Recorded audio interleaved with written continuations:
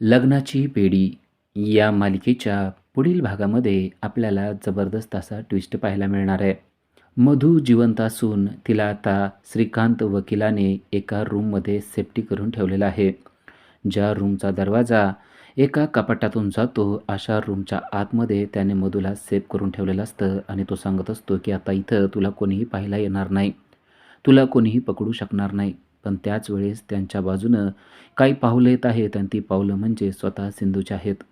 सिंधूने रूप पालटलेलं आहे. सिंधूने एका वासुदेवाचं रूप घेतलेलं आहे आणि मधूच्या मागावरती आलेली आहे. तिला खात्री आहे की श्रीकांत वकिलाने मधूला घरामध्येच ठेवलेलं असणार आहे. आपल्याला जर का मधूला पकडायचं असेल, मधू जिवंत आहे असे पुरावे जर का आपल्याला मिळवायचे असतील, तर आपल्याला तिच्या घरीच जाणं गरजेचं आहे असा विचार तिने केलेला असतो आणि ती गुपचूप त्या घरामध्ये येत असते.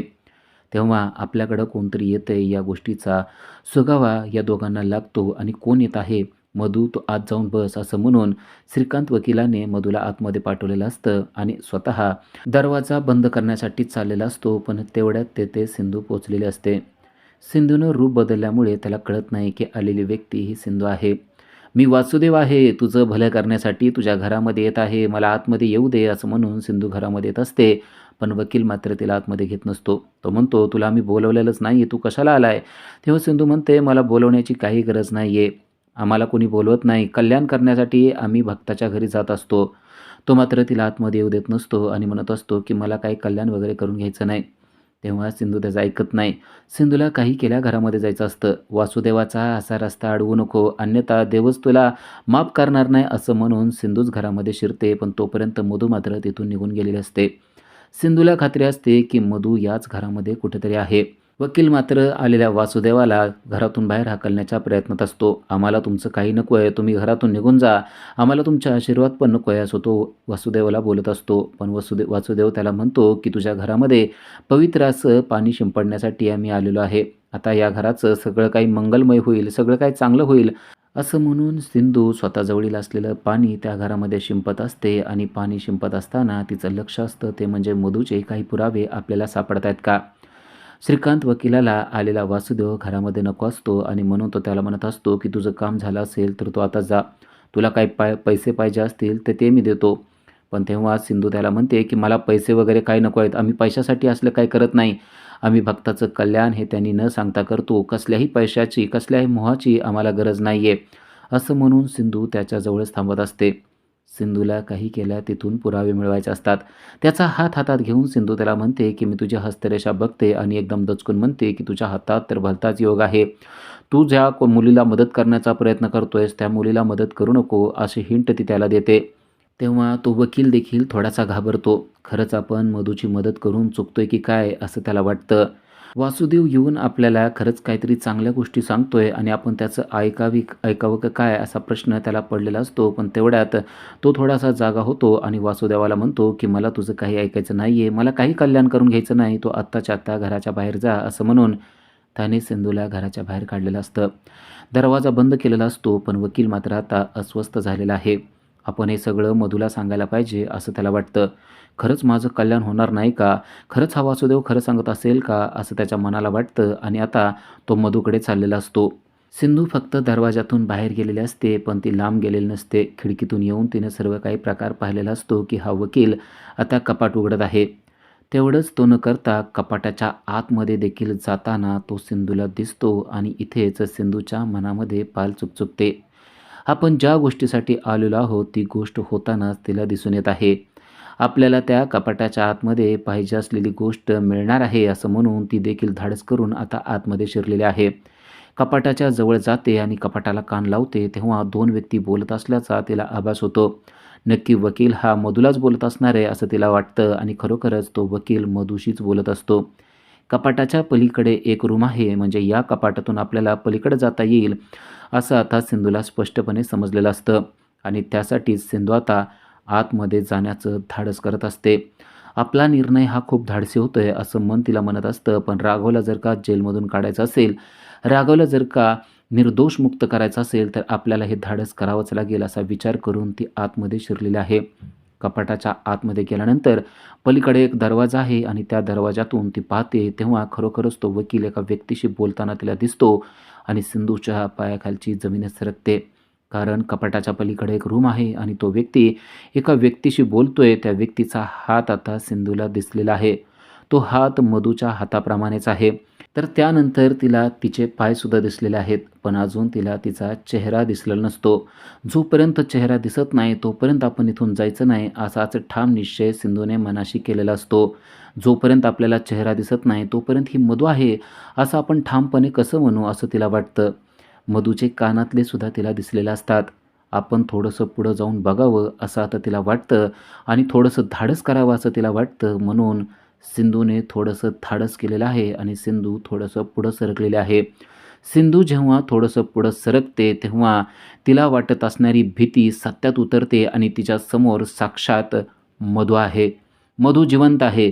मधू मेलेली नाही आहे. मधूने नाही तो आरोप राघववर केलेला आहे आणि हा वकीलसुद्धा खोटारडा आहे हे तिला समजलेलं असतं आणि आता हाच पुरावा तिला पोलिसांना दाखवायचा असतो. पण पोलिसांना जर का आपण असंच दाखवायला गेलो तर पोलीस आपल्यावर विश्वास ठेवणार नाहीत, ही गोष्ट सिंधूला माहीत असते आणि त्यामुळेच तिनं स्वतःजवळ आणलेला मोबाईल काढलेला आहे आणि सगळं शूट करायला तिनं सुरुवात केलेली आहे. ती सर्व शूट करून घेते की कशाप्रकारे मधू जिवंत आहे आणि कशाप्रकारे तिला आतल्या खोलीमध्ये ठेवण्यात आलेलं आहे. पोलिसांना जर का आपण फक्त तोंडी सांगितलं तर त्यांचा अजिबात विश्वास बसणार नाही. पण आपण केलेलं शूटिंग जर का पोलिसांना दाखवलं तर मग ते मात्र सर्च वॉरंट काढू शकतील आणि येथे येऊन मधूला आणि त्या वकिलाला रंगेहात पकडू शकतील, असाच प्लॅन सिंधूने केलेला असतो. आणि आता तो व्हिडिओ घेऊन ती राघवकडे पोहोचलेली आहे. राघवला तिने झालेला सगळा प्रकार सांगितलेला आहे आणि हे ऐकल्यावर राघवला मोठा धक्काच बसला आहे. राघव म्हणतो की आपल्याला जे वाटत होतं तसंच घडलेलं आहे. सिंधू म्हणते अगदी 100% तशाच गोष्टी घडलेल्या आहेत. श्रीकांत वकील हा अतिशय नालायक व्यक्ती आहे. वकिली पेशाला त्याने काळिंबा फासलेला आहे. मधूची तो मदत करतोय, पण त्याने कायदा देखील मोडून टाकलेला आहे. एका IPS अधिकाऱ्यावर त्याने खुनाचा आरोप केलेला आहे. आता आपण त्याला माफ करणं बरोबर नाही आहे. राघव म्हणतो आता त्या दोघांनाही चांगली शिक्षा झाली पाहिजे. आत्ताच्या आत्ता तू कमिशनर साहेबांना फोन करून झालेला सगळा प्रकार सांग. ते आपल्यावर विश्वास ठेवतील कारण त्यांचा आपल्यावर विश्वास आहे. ते आपल्या विश्वासातले आहेत आणि ते नक्कीच आपल्याला मदत करतील कारण त्यांना माहीत आहे की मी काही चूक करणार नाही. त्यांनी आपल्याला या अगोदरही मदत केलेली होती असं राघवने सिंधूला सांगितलेलं आहे. तेव्हा सिंधू म्हणते की मी त्यांना व्हिडिओ देखील पाठवून देते. व्हिडिओ बघितल्याबरोबर त्यांना विश्वास बसेल आणि तुम्ही निरपराध आहात, निर्दोष आहात हे सुद्धा त्यांच्या लक्षात येईल. त्याचबरोबर सर्च वॉरंट काढायला देखील ते आपल्याला मदत करू शकतील असं सिंधू राघवला सांगते. सिंधू राघवच्या कामगिरीवर एकदम खुश झालेला असतो. राघवने सांगितल्याप्रमाणे आता सिंधूने कमिशनर साहेबांना फोन केलेला असतो. त्याचबरोबर कमिशनर साहेबांना तो व्हिडिओ देखील पाठवलेला असतो. तो व्हिडिओ पाहून त्यांना मोठा धक्काच बसतो. कारण त्यामध्ये तर मधू जिवंत आहे आणि ती नुसती जिवंत नाही आहे, तर ती वकिलाशी बोलत आहे. म्हणजे सगळा प्लॅन वकील आणि मधू या दोघांनी मिळून केलेला आहे, हे आता त्या व्हिडिओमुळे स्पष्ट झालेलं असतं. सिंधू त्यांना फोन करून सांगते की आपल्याला त्यांच्या विरोधात लवकरात लवकर सर्च वॉरंट काढणं गरजेचं आहे. कारण जर का त्यांनी जागा बदलली तर ते आपल्याला सापडणार नाहीत. तेव्हा कमिशनर साहेब म्हणतात, सिंधू तू आता निश्चिंत राहा. राघव कर्तबगार पोलीस ऑफिसर आहे या गोष्टीवर माझा विश्वास होताच. पण जेव्हा त्याला अटक करायला आले होते तेव्हा माझ्यावर दबाव आणला होता, त्यामुळे मी काही करू शकलो नाही. पण आत्ता आपल्याकडं पुरावा आहे आणि या पुराव्यामुळं आपण त्यांना अगदी सहजपणे अटक करू शकतो. असं म्हणून त्यांनी बेल वाजवून पोलिसांना बोलवून घेतलेलं असतं आणि त्यांना सांगितलेलं असतं की त्वरित सर्च वॉरंट काढा आणि सिंधू यांच्या घरावर धाड टाकून त्यांना पकडून घेऊन या. त्यानंतर कमिशनर साहेबांनी सिंधूला फोन केलेला असतो आणि त्यांना सांगितलेलं असतं की तुमचं काम मी करून टाकलेलं आहे. कमिशनर साहेब आणि सिंधू यांचं ठरल्याप्रमाणे आता पोलीस मधूच्या घरापर्यंत पोहोचलेले आहेत. सिंधू देखील त्यांच्याबरोबर गेलेले असते. बेल वाजल्याबरोबर वकील दरवाजा उघडतात आणि दरवाजा उघडल्यावर त्यांना मोठा धक्का बसतो कारण तेथे सिंधू आलेले आहे आणि सिंधूच्या बरोबरच तेथे पोलीस देखील आलेले आहेत. श्रीकांत वकील पोलिसांचं स्वागत करतो आणि आलेल्या सिंधूला देखील म्हणतो की तू कशाला या घरात आलेले आहेस, हे दरवाजे तुझ्यासाठी बंद झालेले आहेत. तेव्हा सिंधू मात्र शांत बसत नाही. सिंधू त्याला म्हणते की तुझ्या घरचा दरवाजा मी कायमचा बंद करून टाकायला आलेले आहे. पोलीस त्याला सर्च वॉरंट दाखवतात तेव्हा श्रीकांत वकिलाच्या पायाखालची जमीनच सरकते. सिंधूने डायरेक्ट त्यांना सांगितलेलं आहे की त्यांना ते कपाट उघडायला लावा आणि पोलीस लगेच त्याला ते कपाट उघडायला लावतात. आता वकिलाच्या लक्षात आलेलं आहे की आपला खेळ खलास झालेला आहे.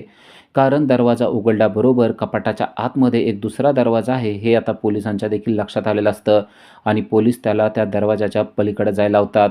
आता तो देखील तो दरवाजा उघडून आतमध्ये जातो आणि आतमध्ये गेल्याबरोबर मधू तेथेच बसलेले असते. हे सगळं चित्र पाहून पोलिसांना मोठा धक्का बसलेला आहे. कारण ज्या व्यक्तीच्या खुनाचा आरोप राघववर आहे ती व्यक्ती तर इथं जिवंत आहे हे आता त्यांना समजलेलं असतं. सिंधूने अगदी योग्य पद्धतीनं केस हँडल केलेले असते आणि हे सगळं पाहून पोलिसांना तर चांगलं वाटलेलं असतं, पण आता वकील आणि मधू यांना मात्र मोठा धक्का बसलाय. चिडलेली सिंधू आता वकिलाच्या अंगावर जाते आणि वकिलाच्या सनसनीत थोबाडीत ठेवून देते. आजपर्यंत मी शांत बसले होते कारण माझ्याकडं काही पुरावा नव्हता, पण आत्ता माझ्याकडं पुरावा आहे आणि तुम्ही साधे वकीलसुद्धा आता राहिलेले नाहीत कारण तुमची सनद आता जप्त होणार आहे असं म्हणून त्यांच्या थोबाडीत दिली आहे. ही थोबाडीत माझ्याकडून तुमच्यासाठी खास आहे कारण एका IPS अधिकाऱ्यावर तुम्ही शिंतोडे उडवले आहेत, एका चांगल्या पतीवर तुम्ही शिंतोडे उडवले आहेत आणि या सर्वाचा परिणाम म्हणून तुमच्या ही थोबाडीत बसले आहे. ही गोष्ट लक्षात ठेवा. सिंधूची सिंधुगिरी आज तुम्हाला समजली असेल. पूर्वीसुद्धा मी तुम्हाला सांगितलं होतं की तुम्ही एकही केस हरलेला नसाल, पण ही केस तुम्ही हरणार आणि नुसती हरलेला नाही तर तुम्हाला रंगेहात पकडण्यात आलेला आहे. ज्या व्यक्तीचा खुनाचा आरोप तुम्ही राघववर लावला होता त्या व्यक्तीबरोबरच तुम्हाला रंगेहात पकडलं आहे. म्हणजे तुमचं काम आता फिनिश झालेलं आहे. तुमची सनदसुद्धा मी लवकरात लवकर जप्त करून टाकणार आहे, असं आता सिंधूने त्या वकिलाला सांगितलेलं असतं. तेव्हा त्याच्या पायाखालची जमीनच सरकलेली असते.